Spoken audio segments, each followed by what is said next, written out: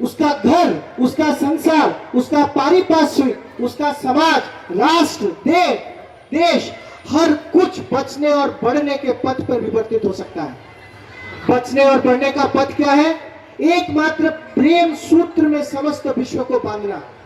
अभी जो हम लोग कितना सुंदर एक गा रहे थे, हमारा सत्संग का लोगो है आर्य भारत हमार ज्ञान गरिमा गर्वाहिनी। यानी ठाकुर जी जब सूर्य शरीर उपस्थित थे उस समय एक अमेरिकी मां उनसे पूछती है कि हे प्रभु, the Muslims wait for Muntazir, जो मुस्लिम है वो मुंतजर के लिए अपेक्षा कर रहे हैं।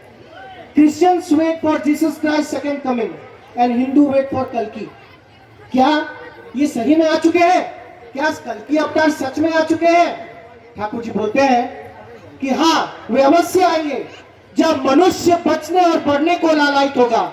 प्रत्येक घर विध्वस्त होगा, प्रत्येक घर में पुत्र पिता को नहीं मानेगा, माँ अपने पति को नहीं मानेगी, स्वामी सर्वनाश की दिशा में लगेगा। उस समय पुरुषोत्तम आविर्भाव होंगे, फिर से भारतवर्ष की आर्य भूमि पर फिर से नई सभ्यता की संरचना करने के लिए।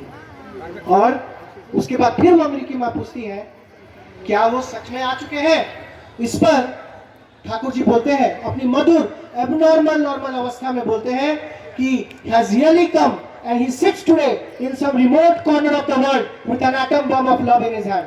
वे आ चुके हैं और इस सुदूर विश्व के इसी सुदूर कोने में प्रेम का बम लिए हुए अपने हाथ में पूरे विश्व को लालायित कर रहे हैं। आज हम देख सकते हैं पूरे विश्व में हर कुछ है, विज्ञान हर तरफ अग्रसित हो गया है, किंतु प्रत्येक मनुष्य के हृदय में प्रेम का जो है वो अपलाप हो चुका है। इस प्रेम के अपलाप के कारण हम एक दूसरे को टॉलरेट नहीं कर पाते हैं। थोड़ी सी बात में उग्र स्वभाव दिखलाकर हाड़ काट को मारने को उतारू हो सकते हैं। ये किस लिए है? इसका कारण है क्या है? हमको समझना होगा। ठाकुर जी बोले हैं धर्म का अर्थ हिंदू मुसलमान सिख ईसाई नहीं है, ये तो मत है, ओपिनियन है। यहाँ जितने मनुष्य बैठे हुए हैं उतने ही मत हो सकते हैं, किंतु इसे धर्म अनेक नहीं हो सकता। धर्म का अर्थ है विषय के मूल कारण को जानना, और जितनी गंभीरता से हम जिस चीज को जानते हैं हम उतने धर्मज्ञ होते हैं, उतना ही हम धर्म को लेकर चलते हैं।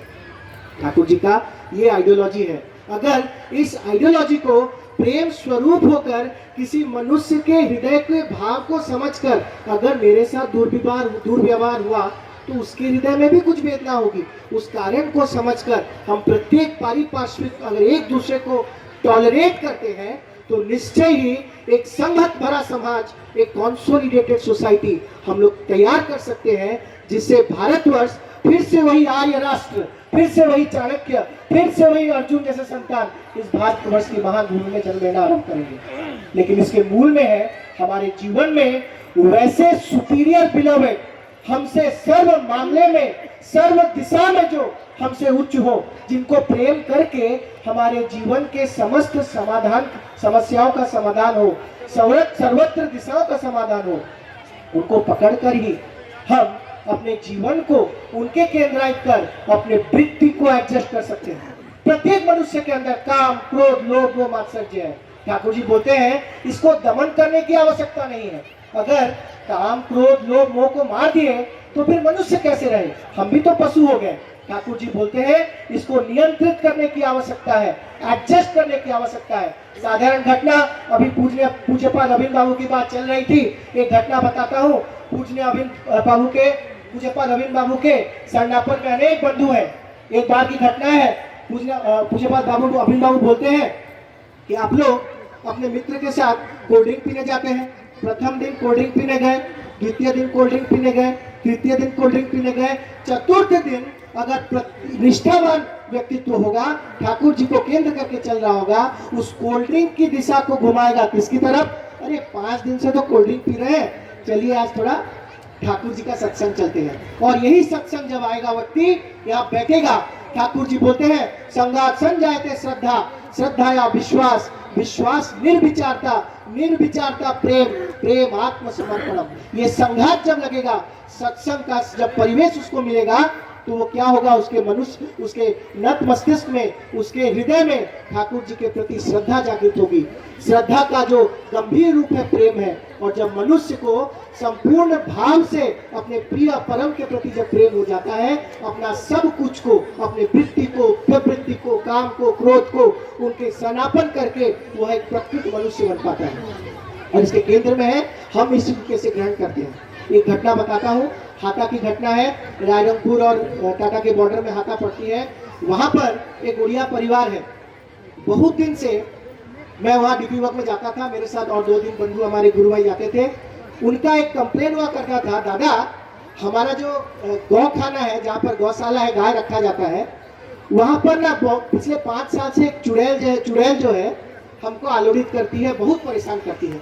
आप कुछ कीजिए। थोड़ा सुदूर परिवेश है, वो लोग क्या विज्ञान और क्या चुड़ैल क्या भक्ति जानेंगे, किंतु उनका एक निष्ठा था, प्रभु के सेवक आए हुए हैं तो मेरा उद्धार होगा। हमको बोलते हैं आप चुड़ैल छुड़ाइए। हम ठहरे मूर्ख संतान, ठाकुर जी के मूर्ख सेवक। ना हमको कोई वैसा ब्रह्म विद्या पता है, ना कोई वैसा पूजा पाठ भी पता है, ना वैसा कोई सिद्धि ही किए हैं कि चुड़ैल क्या, हम घर में घूम रही टाइम को भी नहीं भगा सकते। चुड़ैल तो दूर की बात है।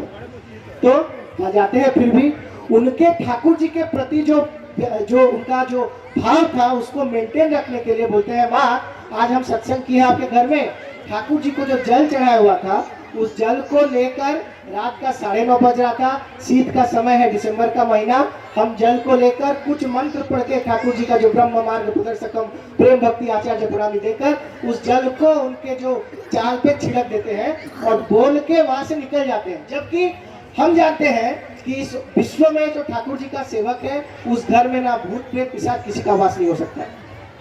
जाने के बाद 1 महीना गुजर जाता है, वापस लौट के जाते हैं, बोलते हैं माँ चुड़ैल चले गए सी, चुड़ैल चला गया पड़ी थी वो चली दादा ठीक कुछ डहानी तो हम घरे नहीं, मैं उनके घर में डाइन तो थी ही नहीं। सोचिए मेरे ऐसा मूर्ख आदमी डाइन भगा दिया। अब बात आती है इससे समझने को क्या मिला। बहुत सारे लोग बोलेंगे कि ये कुछ हो सकता है, फलाना हो सकता है, पूजा हो सकता है, ऐसा नहीं है।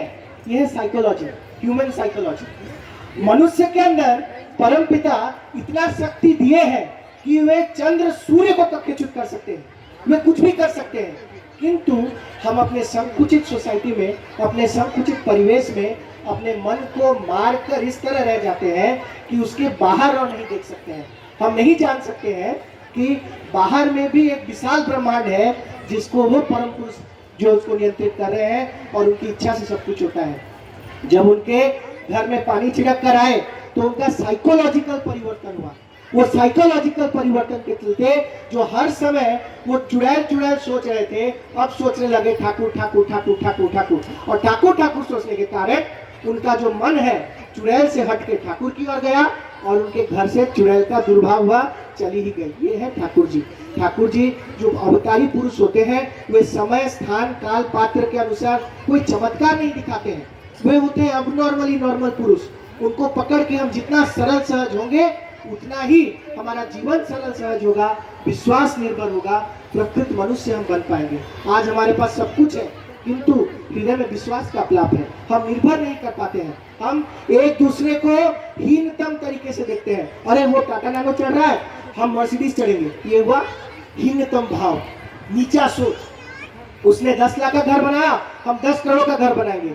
और इसी सोच के कारण हमारा जीवन चल जाता है वृत्ति परिपोषणा, और हम वृत्ति को नियंत्रित किए बिना प्रकृत मनुष्य नहीं बन पाते हैं, जिसके कारण पूरा जीवन जिस चीज के पीछे भागते हैं उसी चीज को शेष में पुत्र बोल देता है, तुम आपने मेरे लिए किया ही क्या, पढ़ाई पाठी पढ़ाए ना। ऐसा भी होता है, बाल बच्चे को पढ़ाए, बाल बच्चा चला गया फॉरेन, मातृ पिता की भक्ति को समय क्या देगा। हम बचपन से श्रवण कुमार की बात सुन सुन के जन्म लेते बड़े थे, किंतु जब असली प्रैक्टिकल लाइफ का बात आता है श्रवण कुमार को कर देते हैं साइड और अपने वृत्ति को उपभोग करने के लिए जीवन को वृत्ति मुखी करके मृत्यु को आलिंगन करते हैं। माँ एक बोल रही थी गलत विवाह से, जो समगोत्र विवाह से थैलेसेमिया जैसी बीमारी होती है। अब ये विवाह होता क्यों है?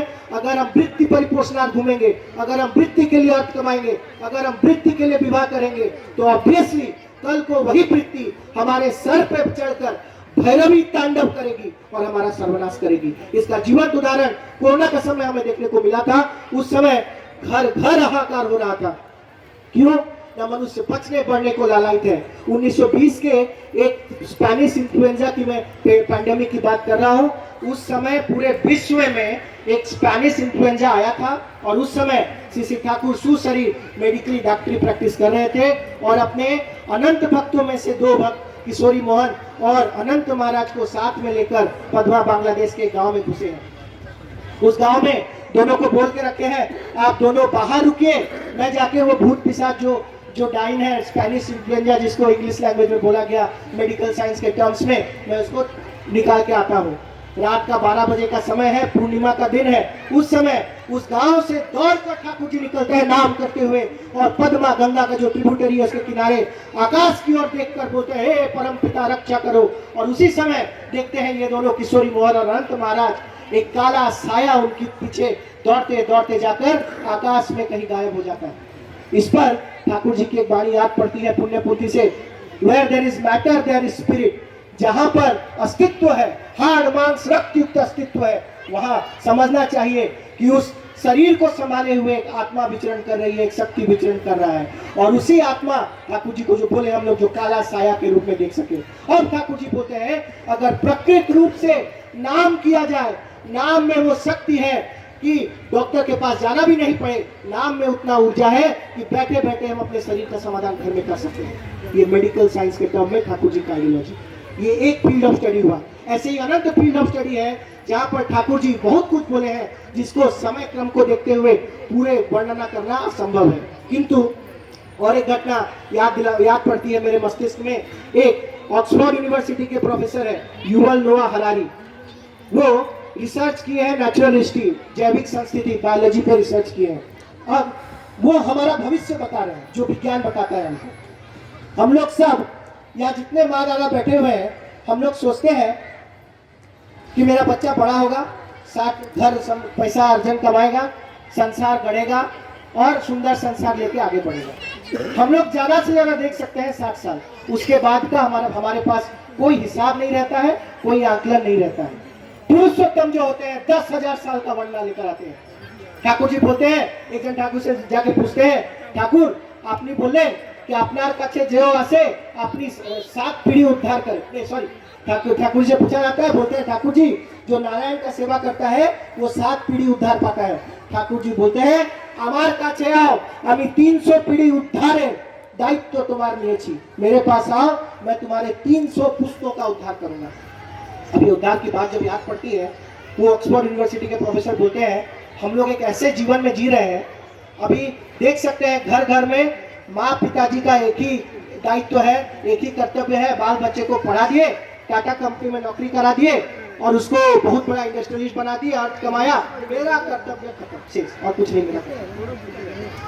अब वो साइंटिस्ट बोल रहे हैं, हम एक ऐसी नपुंसक पीढ़ी को जन्म दे रहे हैं, पीढ़ी दर पीढ़ी दिमाग का वो क्षमता, दिमाग का वो पोर्शन जो चेतना को लाता था, जिससे मनुष्य ईश्वर को समझने में लगाता था, जिससे मनुष्य अपने चारों तरफ फैली सत्ता को समझने में लगाता था, एक दूसरे को टॉलरेट करने में लगाता था, समझने में लगाता था। ये नौकरी के चक्कर में वो जो पीढ़ी दर पीढ़ी वो कल्चर होने से 3 पीढ़ी बाद, बोलते हैं 3 पीढ़ी तक कोई भी काज कीजिएगा, उस संतान संतति पुत्र पितृ जो भी है उसी कार्य को फिर कंटिन्यू करेंगे।